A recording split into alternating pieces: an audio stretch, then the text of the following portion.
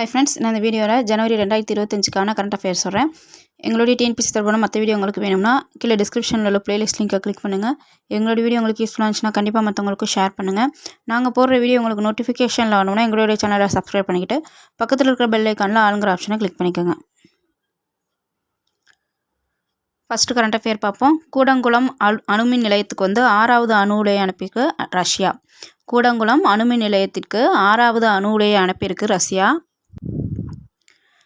திருநெல்வேலி மாவட்டம் கூடங்குளம் அணுமின் நிலையத்திற்கு வைக்கப்பட வேண்டிய 6வது அணு உலையை ரஷ்யா இந்தியாவுக்கு அனுப்பியிருக்கு. கூடங்குளம் அணுமின் நிலையத்திற்கு கூடங்குளம் அணுமின் நிலையத்திற்கு அணு உலை அனுப்பிய நாடு எதுன்னு பார்த்தோம்னா ரஷ்யா. இப்போ அது 6வது அணு உலையை அனுப்பியிருக்கு.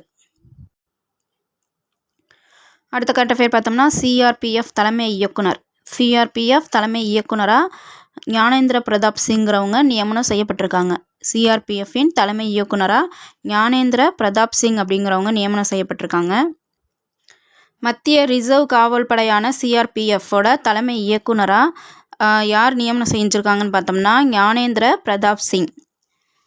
சிஆர்பிஎஃப்போட தலைமை இயக்குனர் யாருன்னு பார்த்தோம்னா ஞானேந்திர பிரதாப் சிங். அடுத்த கரண்ட் அஃபேர் பார்த்தோம்னா மக்கள் நம்பும் நாடுகளின் பட்டியலில் நம்ம இந்தியா 3வது இடத்துல இருக்குது. மக்கள் நம்பும் நாடுகளின் பட்டியலில் நம்ம இந்தியா 3வது இடத்துல இருக்குது. முதல் 2 இடத்துல உள்ள நாடுகள் என்னென்னு பார்த்தோம்னா சீனா, 2வது இடத்துல இந்தோனேஷியா, 3வது இடத்துல நம்ம இந்தியா.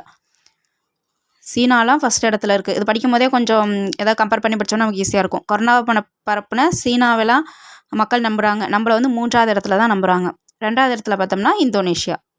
மக்கள் நம்பும் நாடுகளின் பட்டியலில் ஃபஸ்ட் இடத்துல சீனா, 2வது இடத்துல இந்தோனேஷியா. இந்த பட்டியலில் நம்ம இந்தியா 3வது இடத்துல இருக்குது. மக்கள் நம்பும் நாடுகளின் பட்டியலில் நம்ம இந்தியா 3வது இடம்.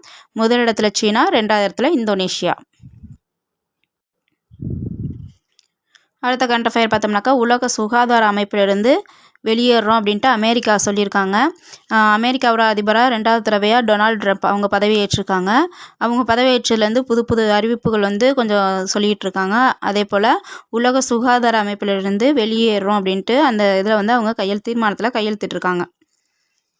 உலக சுகாதார நிறுவனத்திலிருந்து அமெரிக்கா வெளியேறுவதற்கான உத்தரவில் அந்நாட்டின் புதிய அதிபராக 2வது முறையாக பதவியேற்றுக் கொண்டுள்ள டொனால்டு ட்ரம்ப் கையெழுத்திட்டிருக்காங்க. உலக சுகாதார அமைப்பிலிருந்து வெளியேறுறோம் அப்படின்னு சொல்லியிருக்கிற நாடு எதுன்னு பார்த்தோம்னா அமெரிக்கா. அடுத்த கரண்ட் அஃபேர் பார்ப்போம். அமெரிக்க அதிபர் மற்றும் துணை அதிபர் அவங்களுடைய பெயர் பார்ப்போம். அவங்க 2 பேரும் பதவியேற்றிருக்காங்க. அமெரிக்க அதிபர் நமக்கு இப்போ கண்டிப்பாக எல்லாருக்குமே தெரிஞ்சிருக்கும், டொனால்டு ட்ரம்ப்னு. அவங்க எத்தனாவது அதிபருங்கிறத ஞாபகம் வச்சுங்க. அவங்க 47வது அதிபர். 47வது அதிபராக டொனால்டு ட்ரம்ப் பதவியேற்றிருக்காங்க. துணை அதிபராக ஜேடி வான்ஸ் அவங்க துணை அதிபராக பதவியேற்றிருக்காங்க. அமெரிக்காவில் ஒவ்வொரு 4 ஆண்டுகளுக்கு ஒரு முறை புதிய ஜனாதிபதி தேர்வு செய்வதற்கான தேர்தல் எப்போதுமே நடைபெறும். அமெரிக்க அதிபர் யாருன்னு பார்த்தோம்னா டொனால்டு ட்ரம்ப். அவங்க 47வது அதிபராக பதவியேற்றிருக்காங்க. அமெரிக்காவின் துணை அதிபர் யாருன்னு பார்த்தோம்னா ஜேடி வான்ஸ்.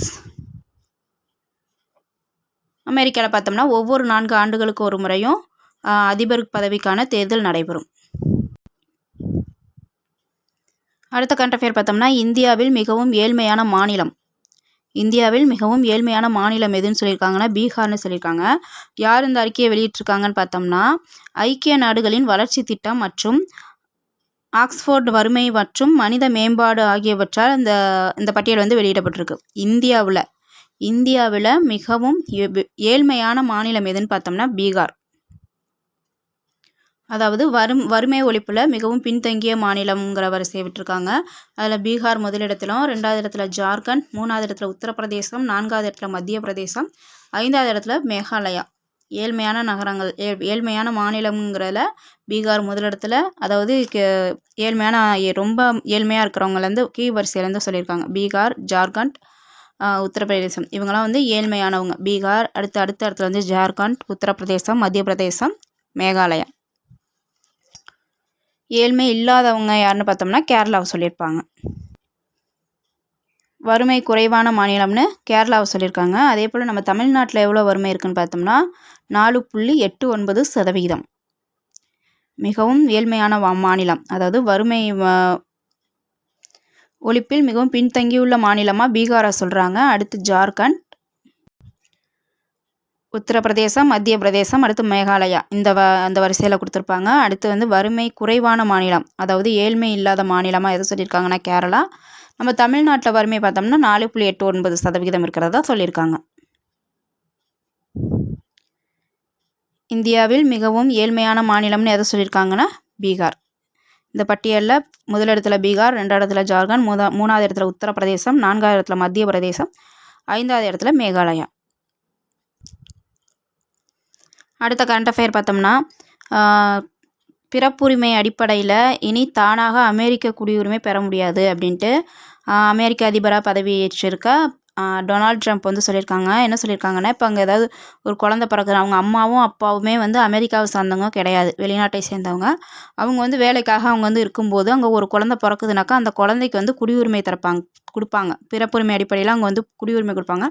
அது வந்து இனிமேல் கொடுக்க முடியாது அப்படின்னு இருக்காங்க. அது வந்து நம்ம இந்தியர்களை வந்து அதிக அளவு பாதிக்கும் அப்படின்னு சொல்லியிருக்காங்க. ஏன்னா நம்ம இந்தியாவிலேருந்து அங்கே அதிக பேர் வேலைக்காக சென்றதுனால அங்கே அவங்கள வந்து ரொம்ப அதிக பேர் பாதிக்கும். இது வந்து அமலுக்கு வந்து 30 நாட்குள்ளே வரும் அப்படின்ட்டு சொல்லியிருக்காங்க. பிறப்புரிமை அடிப்படையில் இனி தானாக அமெரிக்க குடியுரிமை கோர முடியாது அப்படின்ட்டு புதிய அதிபராக பொறுப்பேற்றிருக்கிற டொனால்டு ட்ரம்ப் வந்து ஒரு அறிவிப்பை வெளியிட்டிருக்காங்க. ட்ரம்ப்போட இந்த முடிவு பார்த்தோம்னா நம்ம இந்தியர்களிடையே பெரிதும் பாதிப்பை ஏற்படுத்தும் அப்படின்ட்டு சொல்கிறாங்க.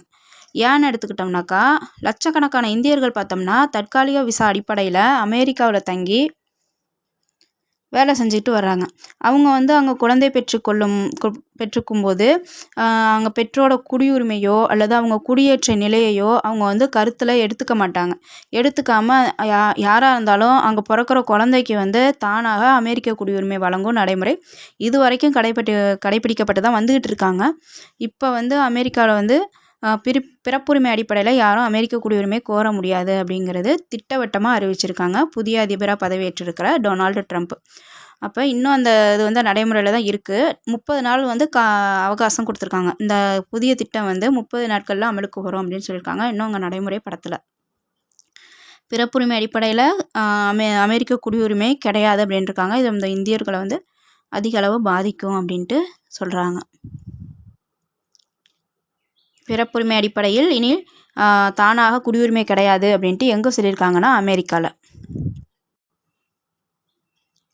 அடுத்த கரண்ட் அஃபேர் பார்த்தோம்னா சர்வதேச டேபிள் டென்னிஸ் சென்னையில் நடக்குது. WDD star contender table tennis தொடர் ஒரு மார்ச் 25லேருந்து 30 வரை சென்னையில் நேரு உள் விளையாட்டரங்களில் நடக்க இருக்கு. தமிழ்நாட்டில் இந்த போட்டி நடக்க இருக்கிறது இதுதான் முதல் முறை. சர்வதேச டேபிள் டென்னிஸ் எங்கே நடக்க இருக்குன்னா சென்னையில் நேரு விளையாட்டரங்கில் நடக்க இருக்கு. அடுத்த கரண்ட் அஃபேர் பார்த்தோம்னா சூன்யாங்கிறது என்னென்னா இந்தியாவின் முதல் ஏர் டாக்ஸி. இதோட முன்மாதிரியை வந்து இந்த நிறுவனம் வந்து வெளியிட்டிருக்கு. சூன்யாங்கிறது இந்தியாவின் முதல் ஏர் டாக்ஸி. பெங்களூரை தளமாக கொண்ட சர்லா ஏவியேஷன் இந்தியாவின் முதல் ஏர் டாக்ஸிக்கான முன்மாதிரியை வெளியிட்டிருக்கு. இந்த ஏர் டாக்ஸி வந்து 2028ஆம் ஆண்டுக்குள் சேவை தொடங்கும் அப்படின்ட்டு சொல்லியிருக்காங்க. சூன்யாங்கிறது இந்தியாவின் முதல் ஏர் டாக்ஸி. அடுத்த கரண்ட் அஃபேர் பார்த்தோம்னாக்கா உலக பொருளாதார மன்றம் 2025. உலக பொருளாதார மன்றம் 2025 எங்கே நடந்திருக்குன்னு பார்த்தோம்னாக்கா சுவிட்சர்லாந்தின் டாவோஸ் நகரில் நடந்திருக்கு. உலக பொருளாதார மன்றம் 2025 எங்கே நடந்திருக்குனாக்கா சுவிட்சர்லாந்தின் டாவோஸ் நகரில் நடந்திருக்கு. ஜனவரி 20லேருந்து 25 வரை உலக பொருளாதார மன்றத்தின் ஆண்டு கூட்டம் 2025ஆம் ஆண்டின் ஆண்டு கூட்டம் சுவிட்சர்லாந்தின் டாவோஸ் நகரில் நடந்திருக்கு. ஜனவரி 20லேருந்து 25 வரை உலக பொருளாதார மன்றத்தின் 2025ஆம் ஆண்டு கூட்டம் சுவிட்சர்லாந்தின் டாவோஸ் நகரில் நடந்திருக்கு. 2025ஆம் ஆண்டுக்கான உலக பொருளாதார மன்றம் எங்கே நடந்திருக்குன்னு பார்த்தோம்னாக்கா ஆண்டு கூட்டம் எங்கே நடந்திருக்குன்னு பார்த்தோம்னாக்கா சுவிட்சர்லாந்தோட டாவோஸ் நகரில் நடந்திருக்கு. ஜனவரி மாதம் பார்த்தோம்னா ஏகப்பட்ட கரண்ட் அஃபேர் இருக்குது. இப்போ நான் இதுவே வந்து இது வரைக்குமே 120 கரண்ட் அஃபேர் கொடுத்துருக்கேன். எல்லாமே பார்த்தோம்னா ஒரு 10 கரண்ட் அஃபேராக தான் பார்த்துட்டு வந்துட்டுருக்கோம். இதை பெண்ட் பண்ணி வைக்காமல் அப்பக்கப்போ படிச்சிட்டோம்னா நமக்கு வந்து ஈஸியாக இருக்கும். எக்ஸாம் டைமில் படிச்சுக்குவோம், கால்ஃபர் பண்ணதுக்கப்புறம் படிச்சுக்குவோம் அப்படின்ட்டு விட்டோம்னாக்கா நம்ம அந்த சப்ஜெக்ட் படிக்கும்போது இதை சேர்த்து படிக்கும்போது நமக்கு வந்து கஷ்டமாக இருக்கும். ஒரு டெய்லி ஒரு 10 அப்படிங்கிற மாதிரினாச்சும் படித்தோம்னா நமக்கு கொஞ்சம் ஈஸியாக இருக்கும். அப்பக்கப்போ இப்போ கரண்ட் அஃபேர் பொறுத்த வரைக்கும் அப்பக்கப்போ படிச்சுக்கிட்டிங்கனாக்கா உங்களுக்கு ஈஸியாக இருக்கும். அப்போதைக்கு படித்தோம்னாக்கா ரொம்ப கன்ஃபியூஸ் ஆகும். எல்லாம் ஒரே மாதிரி இருக்கிற மாதிரி இருக்கும். ஒரு தடவை படித்து வச்சுக்கிட்டோம்னாக்கா அப்போதைக்கு ரிவைஸ் பண்ணுறதுக்கு ஈஸியாக இருக்கும். இது வரைக்கும் வந்து நான் 120 கரண்ட் அஃபேர் கொடுத்துருக்கேன். தேங்க்யூ.